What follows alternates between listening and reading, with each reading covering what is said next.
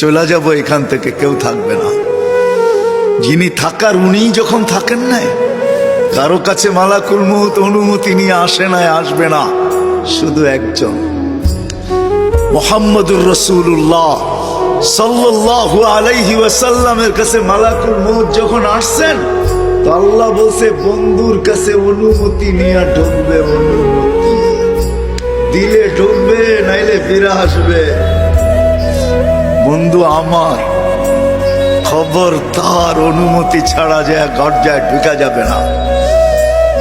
আমাদের কারো কাছে অনুমতি নিয়ে আসবে না, ওনার কাছে অনুমতি নিয়ে গেছেন।